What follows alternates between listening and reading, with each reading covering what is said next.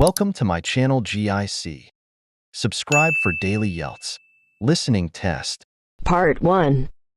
Part 1. You will hear a conversation between a customer and a receptionist at a car rental agency. First, you have some time to look at questions 1 to 5.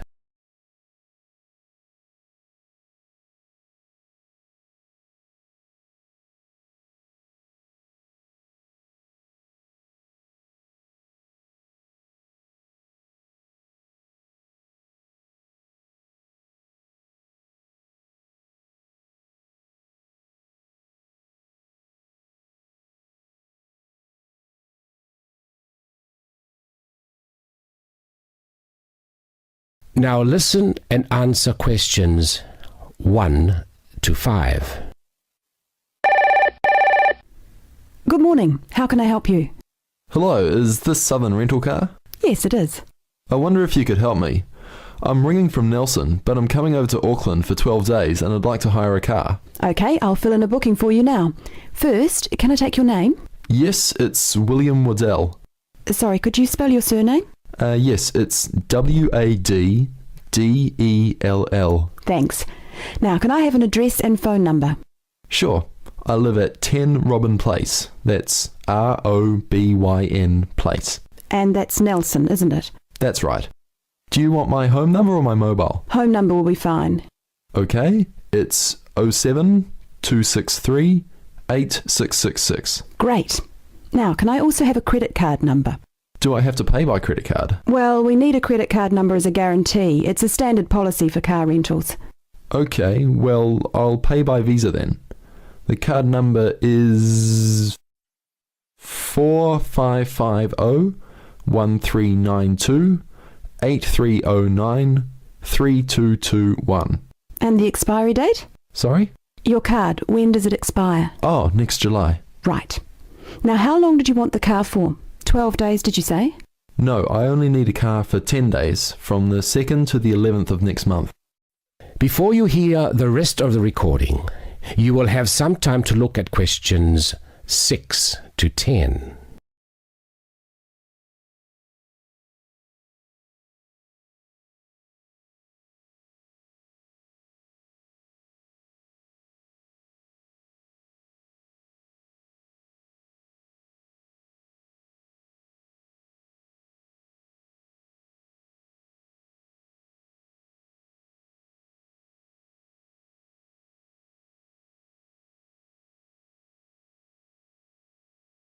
Now listen and answer questions 6 to 10. Now, what type of car are you looking to hire? Well, I'm not too worried about the model of the car, but I understand that you have rental cars from just $25 a day. Is that correct? We do sometimes have the $25 deals, but only in the low season. For the period you are looking at, the cheapest we have is $35. However, that price includes unlimited kilometres. Sorry, did you say unlimited kilometres? What does that mean exactly? That means that no matter how far you go, the cost is the same. Some companies charge for rental and then charge again for every kilometre you actually drive. Well, I am going to be travelling quite long distances. I'm visiting relatives and they live quite far apart from each other. So unlimited kilometres are probably a good idea. If you're travelling long distances, you would be better off with an automatic. Changing gears in a manual can make it more expensive on petrol. Okay, I'll take the automatic then. Right, so that's an automatic car for 10 days from the 2nd to the 11th. That's all booked. Is there anything else I can help you with? No, that's fine. Oh, sorry, what do I need to bring with me when I pick up the car? All you need is your driving licence. Right, well, thanks very much. Bye. That is the end of Part 1. You now have half a minute to check your answers. To Part 2. Part 2. You are going to hear some announcements made to a group of people who are planning a trip to Greece. First, you have some time to look at questions 11 to 15.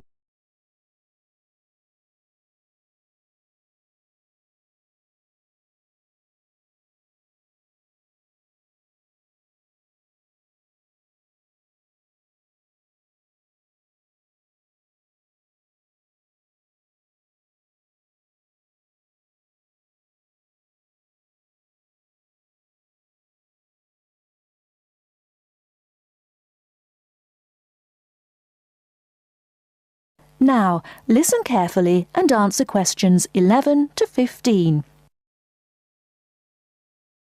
Good morning, everyone. I'm getting very excited about this trip to Greece, and I'm sure you are too. As you know, we didn't have all the details at our last meeting, but I can give them to you now. We'll leave London Gatwick Airport on British Airways next Wednesday. Please be sure to be at the airport by 6:30. I know it's early, but our departure time is 8:25 a.m. We're quite a large group and we don't want to have any hassles. Please be sure to have all your travel documents ready. We'll arrive in Athens at 2:25 in the afternoon and there'll be a vehicle there to meet us. It'll be a full-sized coach so everyone can travel together. We'll spend 3 full days in our hotel in Athens, although we're only being charged for 2 nights accommodation, which is good news. The second day we'll go to the National Archaeological Museum to see the enormous collection of ancient Greek works of art, antiques, statues, a brilliant display. We'll eat out at a typical Greek restaurant on Thursday night. It's going to be a very busy time in Athens. Friday morning and afternoon we'll visit historic sites, but we have nothing planned for the rest of the day. On Saturday we're off to the islands, the Greek islands of ancient myth and modern romance. Now the big news. At first we thought we'd take the ferry, but we've been very lucky to secure a sailing boat, which is big enough for all of us. I'm really excited about this part of the trip because we'll see the islands to the best advantage and we'll be able to cruise around and sleep on board. We'll get off at different islands and for one part of the trip we'll have people playing Greek traditional music actually on board with us.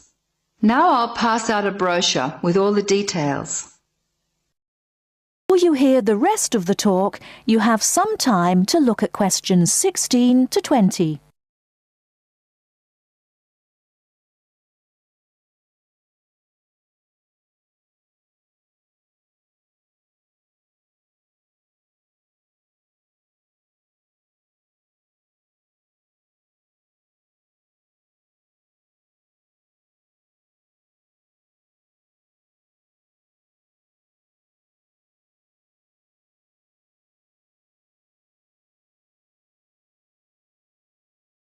Now listen and answer questions 16 to 20.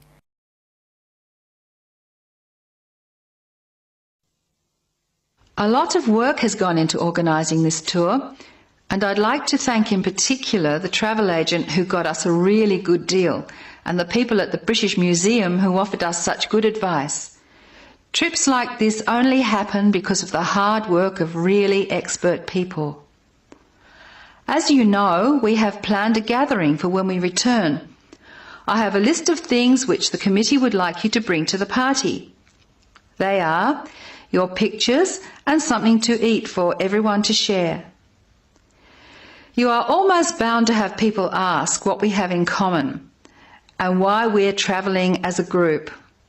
I suppose the answer is that we're interested in learning about old societies and vanished cultures, and we all enjoy travelling.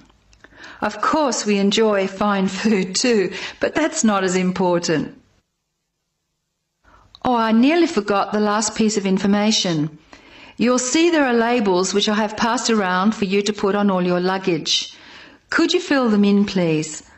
On the top line, please write Greek Tour, and on the lower line, write in block letters, I mean uppercase, the letters AA and the number 3. That's AA3. We need to have these labels clearly displayed to help the baggage handlers keep our luggage together on the different parts of our trip, so please don't take them off. That is the end of part 2. You now have half a minute to check your answers. Part 3. You will hear a discussion between 2 design students and their tutor on a practical assignment. First, you have some time to look at questions 21 to 25.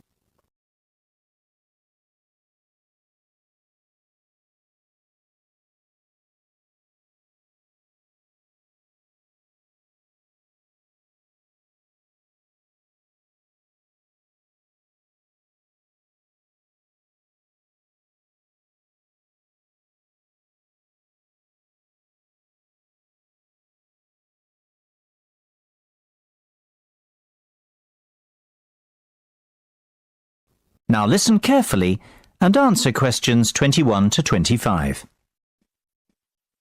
So, have you chosen a product yet? I think so. We'd like to build a gyroscopic exercise aid. Sounds interesting. Tell me more. Well, we did some research and were amazed to discover the sheer range of applications for gyroscopic technology. Gyroscopes are used in laser and optical devices and can be found in many consumer appliances too. Right. Tell me about this product specifically, though. The aim of the assignment is to create something practical, functional and beneficial for consumers. Justify your decision. Well, we believe we can design and build a cheap and effective muscle strengthening aid by taking advantage of the inertial forces created by a gyroscope. Yes. What we want to do is design a ball which can be held in the palm. Within the ball, there will be a simple gyroscope. This gyroscope can be set in motion by movement of the lower arm and wrist together in sync. The device will not require any external power source because it will be sustained by the movement of the arm and wrist.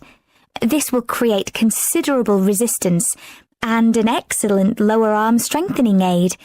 It will be simple to design and cheap to produce, yet extremely effective. This all sounds very good. I'm impressed. Thanks, Mark. We're glad you like it. I think we're really onto something here. Our research has told us there's nothing comparable in the market and that a product like this would have multiple uses.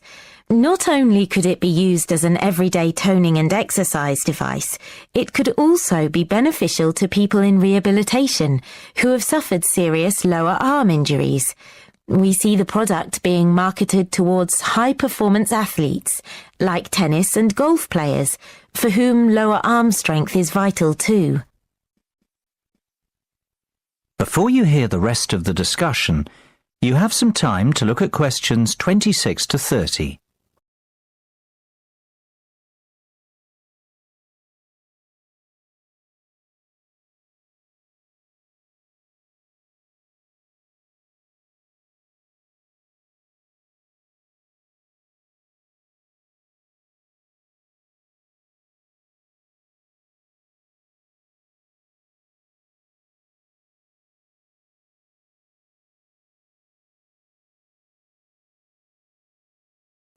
Now listen and answer questions 26 to 30.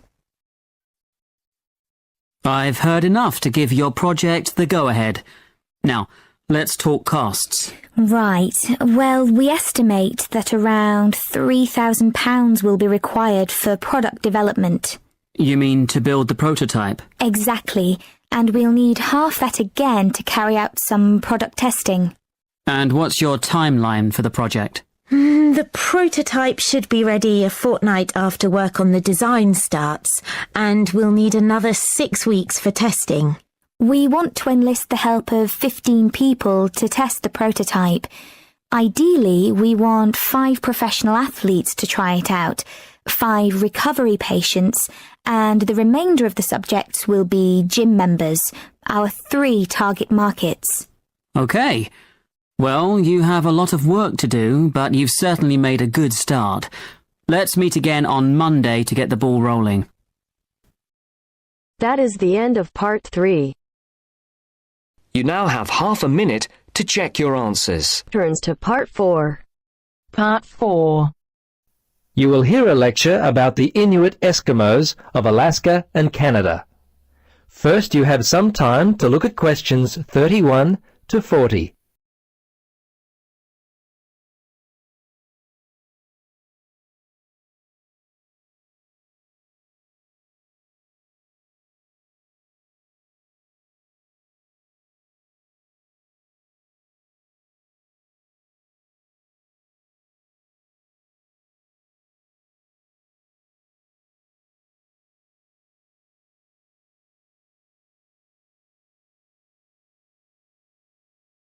Now listen and answer questions 31 to 40. Good afternoon. In our lecture today, we will continue our study of people who inhabit the northernmost regions of the world. Our focus will be on the native inhabitants of Alaska and Canada, the Inuit Eskimos. They have been called the native inhabitants, as the Inuit were the people who had most recently migrated across the gap between Alaska and Siberia.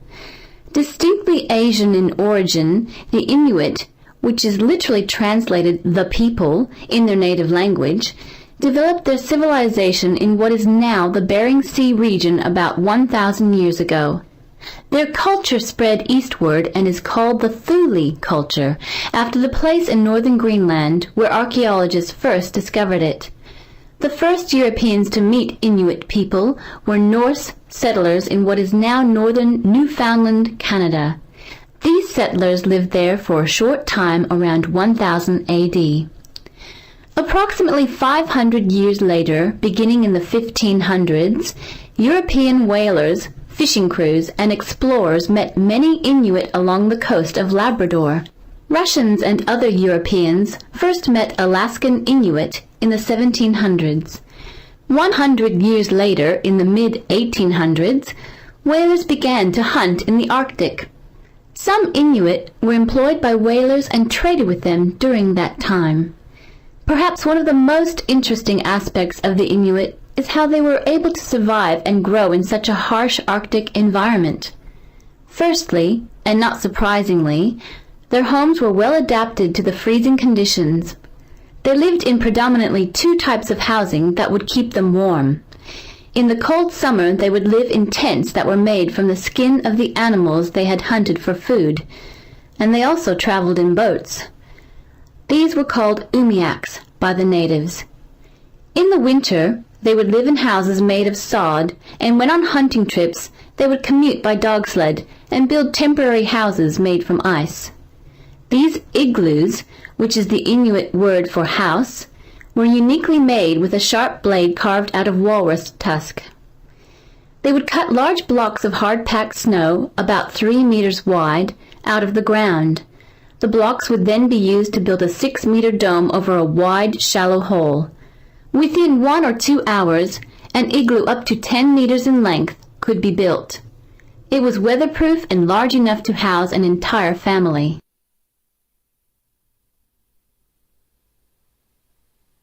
Very early in their history, they managed to develop the technology to hunt the huge bowhead whale, which was the staple food source for them at that time.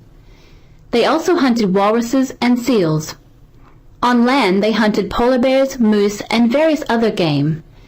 The harsh environment in which they lived meant that a steady supply of food was often difficult to come by.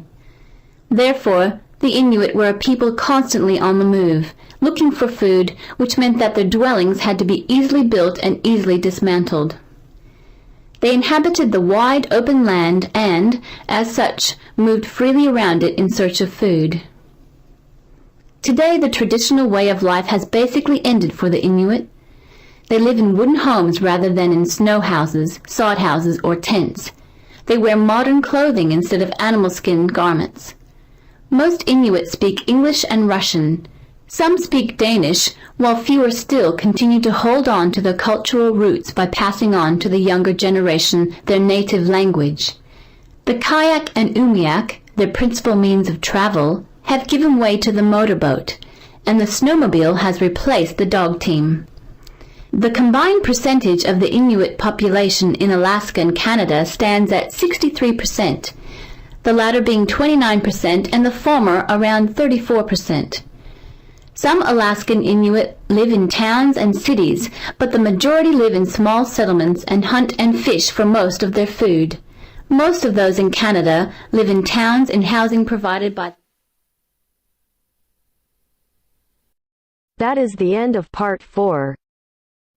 You now have half a minute to check your answers.